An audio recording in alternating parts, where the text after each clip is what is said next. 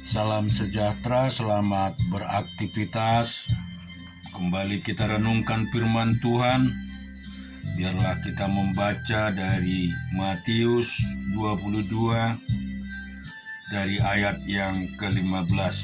Kemudian pergilah orang-orang Farisi. Mereka berunding bagaimana mereka dapat menjerat Yesus dengan suatu pertanyaan.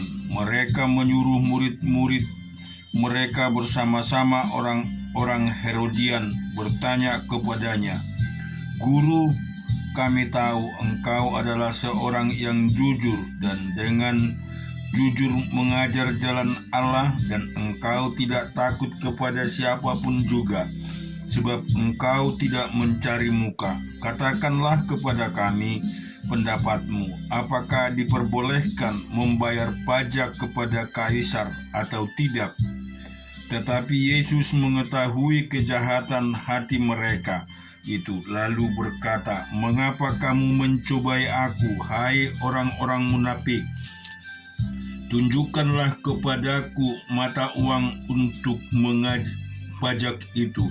Mereka membawa 1 dinar kepadanya. Maka ia bertanya kepada mereka, "Gambar dan tulisan siapakah ini?" Jawab mereka, "Gambar dan tulisan Kaisar." Lalu kata Yesus kepada mereka, "Berikanlah kepada Kaisar yang wajib kamu berikan kepada Kaisar, dan kepada Allah apa yang wajib kamu berikan kepada Allah." Mendengar itu, heranlah mereka dan meninggalkan Yesus lalu pergi. Pada hari itu datanglah kepada Yesus beberapa orang Saduki yang berpendapat bahwa tidak ada kebangkitan. Mereka bertanya kepadanya, "Guru, Musa mengatakan bahwa jika seorang mati dengan tiada meninggalkan anak, saudaranya harus kawin dengan istrinya itu dan membangkitkan keturunan bagi saudaranya itu. Tetapi di antara kami ada 7 orang bersaudara. Yang pertama kawin, tetapi kemudian mati, dan karena ia tidak mempunyai keturunan, ia meninggalkan istrinya itu bagi saudaranya. Demikian juga yang kedua dan yang ketiga sampai dengan yang ke-7. Pada hari terakhir sesudah mereka semua, perempuan itu pun mati. Siapakah di antara ke-7 orang itu yang menjadi suami perempuan itu pada hari kebangkitan? Sebab mereka semua telah beristrikan dia." Yesus menjawab mereka, "Kamu sesat, sebab kamu tidak mengerti kitab suci maupun kuasa Allah. Karena pada waktu kebangkitan orang tidak kawin dan tidak dikawinkan, melainkan hidup seperti malaikat di sorga. Tetapi tentang kebangkitan orang-orang mati, tidakkah kamu baca apa yang difirmankan Allah ketika ia bersabda, 'Akulah Allah Abraham, Allah Ishak dan Allah Yakub'? Ia bukanlah Allah orang mati, melainkan Allah orang hidup." Orang banyak yang mendengar itu takjub akan pengajarannya. Ketika orang-orang Farisi mendengar bahwa Yesus telah membuat orang-orang Saduki itu bungkam, berkumpullah mereka, dan seorang dari mereka, seorang ahli Taurat, bertanya untuk mencobai dia, "Guru, hukum manakah yang terutama dalam hukum Taurat?" Jawab Yesus kepadanya, "Kasihilah Tuhan Allahmu dengan segenap hatimu, dan dengan segenap jiwamu, dan dengan segenap akal budimu. Itulah hukum yang terutama dan yang pertama. Dan hukum yang kedua yang sama dengan itu ialah, kasihilah sesamamu manusia seperti dirimu sendiri. Pada kedua hukum inilah bergantung seluruh hukum Taurat dan kitab para nabi." Ketika orang-orang Farisi sedang berkumpul, Yesus bertanya kepada mereka, katanya, "Apakah pendapatmu tentang Mesias? "Anak siapakah dia?" Kata mereka kepadanya, "Anak Daud." Katanya kepada mereka, "Jika demikian, bagaimanakah Daud oleh pemimpin roh dapat menyebut dia tuannya ketika ia berkata, 'Tuhan telah berfirman kepada Tuanku, duduklah di sebelah kananku sampai musuh-musuhmu kutaruh di bawah kakimu.' Jika Daud menyebut dia tuannya, bagaimana mungkin ia anaknya pula?" Tidak ada seorang pun yang dapat menjawabnya, dan sejak hari itu tidak ada seorang pun juga yang berani menanyakan sesuatu kepadanya. Dan kita juga akan baca firman Tuhan 2 Tawarik pasal yang ke-14. Kemudian Abia mendapat perhentian bersama-sama dengan nenek moyangnya, dan ia dikuburkan di kota Daud. Maka Asa anaknya menjadi raja menggantikan dia. Pada zaman pemerintahannya, negeri itu aman selama 10 tahun. Asa melakukan apa yang baik dan yang benar di mata Tuhan Allahnya. Ia menjauhkan mesbah-mesbah asing dan bukit-bukit pengorbanan, memecahkan tugu-tugu berhala, dan menghancurkan tiang-tiang berhala. Ia memerintahkan orang Yehuda supaya mereka mencari Tuhan Allah nenek moyang mereka dan mematuhi hukum dan perintah. Ia menjauhkan bukit-bukit pengorbanan dan pedupaan-pedupaan dari segala kota di Yehuda, dan kerajaan pun aman di bawah pemerintahannya. Karena negeri itu aman dan tidak ada yang memeranginya di tahun-tahun itu, ia dapat membangun kota-kota benteng di Yehuda. Tuhan telah mengaruniakan keamanan kepadanya. Katanya kepada orang Yehuda, "Marilah kita memperkuat kota-kota ini dan mengelilinginya dengan tembok beserta menara-menaranya, pintu-pintunya dan palang-palangnya. Negeri ini masih dalam tangan kita, karena kita mencari Tuhan Allah kita dan Ia mencari kita, serta mengaruniakan keamanan kepada kita di segala penjuru." Maka mereka melaksanakan pembangunan itu dengan berhasil. Pasukan-pasukan Asa yang dari Yehuda jumlahnya 300.000 orang yang membawa perisai besar dan tombak, dan yang dari Benyamin jumlahnya 280.000 orang yang membawa perisai kecil sebagai pemanah. Mereka semua pahlawan-pahlawan yang gagah perkasa. Jerah orang Ethiopia itu maju berperang melawan mereka dengan tentara sebanyak 1.000.000 orang dari 300 kereta. Ia sampai ke Meresa, lalu Asa maju menghadapinya. Mereka mengatur barisan perangnya di lembah Sepata dekat Meresa. Kemudian Asa berseru kepada Tuhan Allahnya, "Ya Tuhan, selain daripada Engkau, tidak ada yang dapat menolong yang lemah terhadap yang kuat. Tolonglah kami, ya Tuhan Allah kami, karena kepadamulah kami bersandar, dan dengan namamu kami maju melawan pasukan yang besar jumlahnya ini. Ya Tuhan, Engkau Allah kami, jangan biarkan seorang manusia mempunyai kekuatan untuk melawan Engkau." Dan Tuhan memukul kalah orang-orang Ethiopia itu di hadapan Asa dan Yehuda. Orang-orang Ethiopia itu lari, lalu dikejar oleh Asa dan laskarnya sampai ke Gerar. Dari orang-orang Ethiopia itu amat banyak yang tewas, sehingga tidak ada yang tinggal hidup, karena mereka hancur di hadapan Tuhan dan tenteranya. Orang-orang Yehuda memperoleh jarahan yang sangat besar. Mereka mengalahkan semua kota di sekeliling Gerar, karena ketakutan yang dari Tuhan menimpa penduduknya, mereka menjarahi semua kota itu karena jarahan yang besar terdapat di situ. Tenda-tenda pemilik ternak pun direbut mereka, dan banyak kambing domba dan unta diangkutnya sebagai jarahan. Lalu mereka kembali ke Yerusalem. Kita juga akan baca di dalam Bilangan 26. Kita baca ayat 1 sampai 33.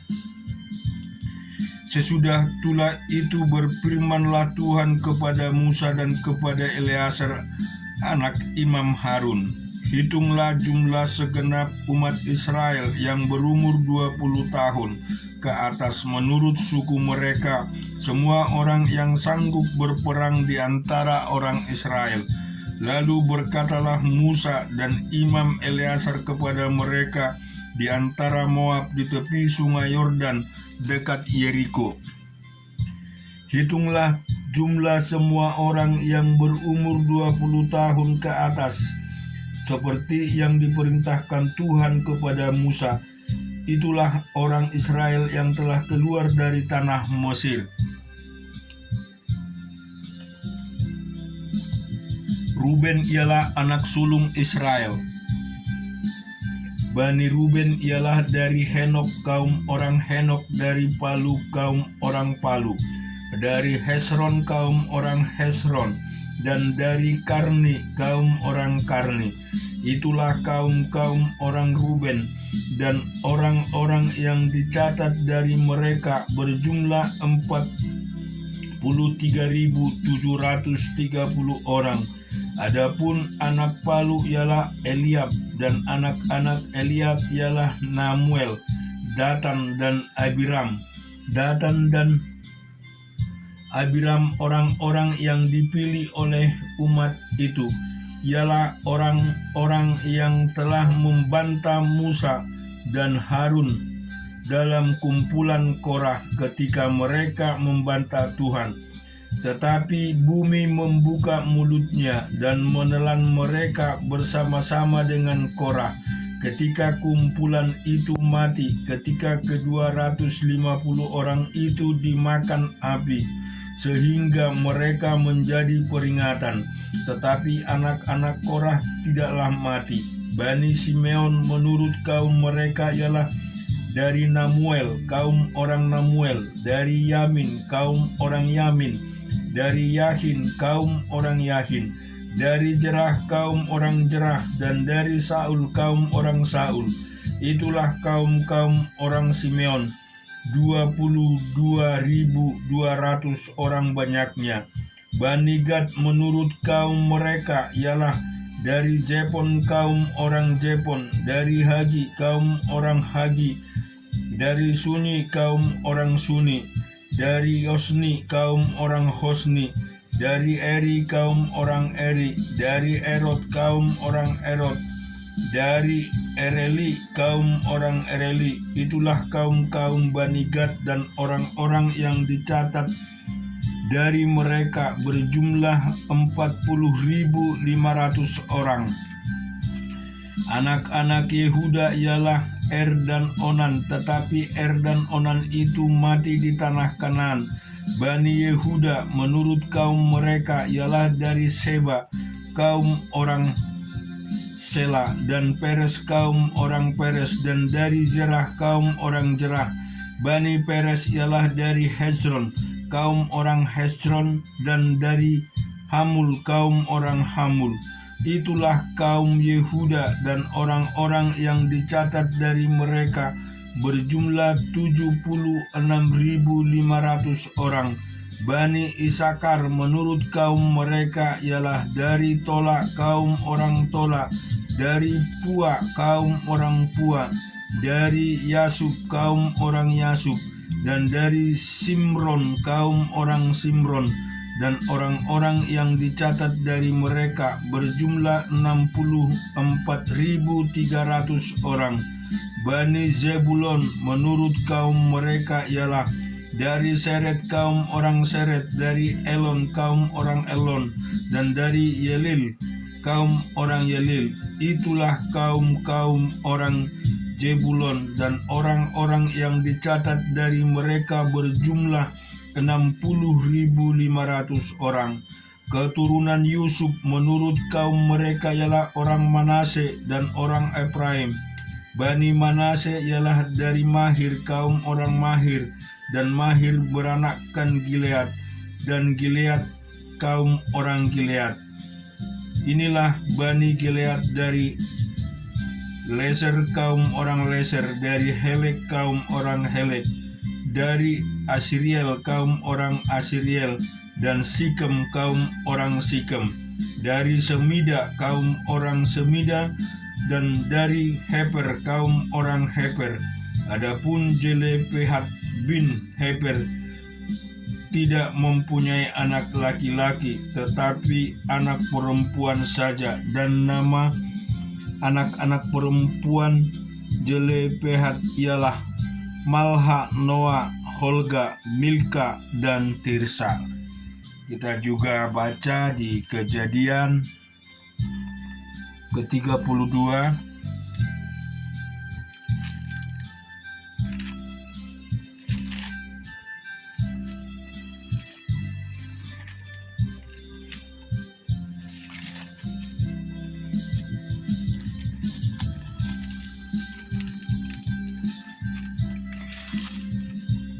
Yakub melanjutkan perjalanannya, lalu bertemulah malaikat-malaikat Allah dengan dia.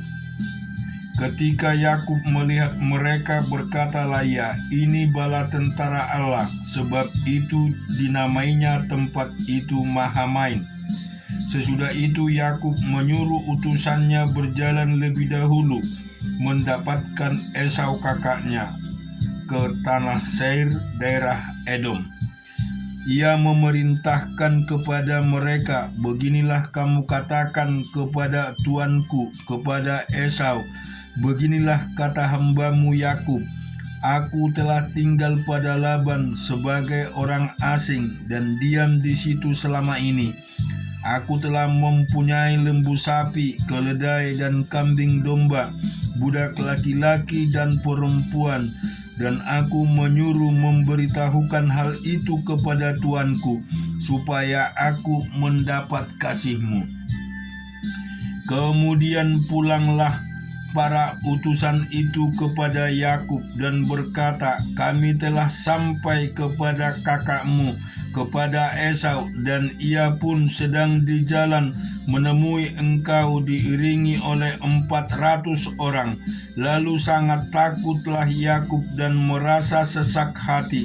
Maka dibagikannya orang-orangnya yang bersama-sama dengan dia, kambing dombanya, lembu sapi, dan untanya menjadi 2 pasukan.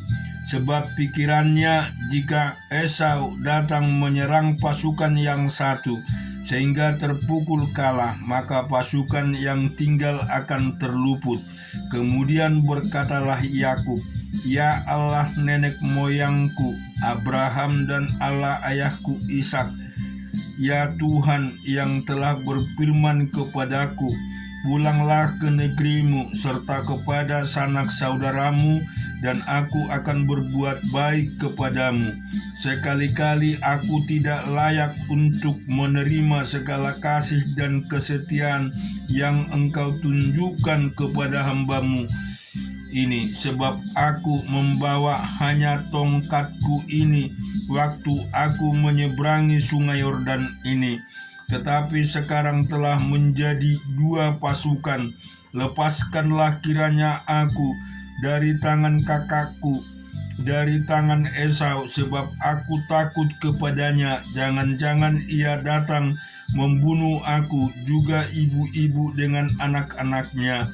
Bukankah engkau telah berfirman, tentu aku akan berbuat baik kepadamu dan menjadikan keturunanmu sebagai pasir di laut yang karena banyaknya tidak dapat dihitung. Lalu bermalamlah ia di sana pada malam itu. Kemudian diambilnyalah dari apa yang ada padanya suatu persembahan untuk Esau kakaknya, yaitu 200 kambing betina dan 20 kambing jantan, 200 domba betina dan 20 domba jantan, 30 unta yang sedang menyusui beserta anak-anaknya, 40 lembu betina dan 10 lembu jantan, 20 keledai betina dan 10 keledai jantan.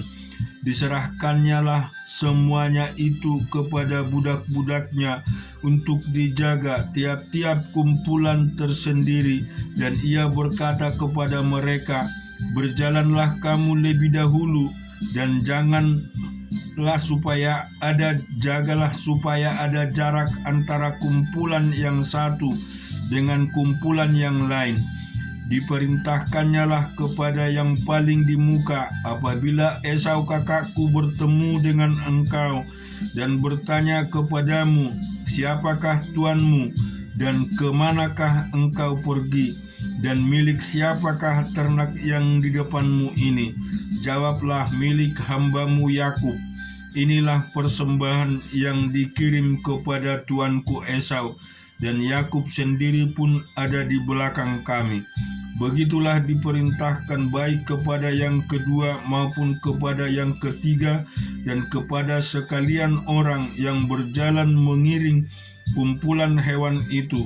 Katanya, 'Seperti perkataanku tadilah kamu katakan kepada Esau apabila kamu berjumpa dengan dia.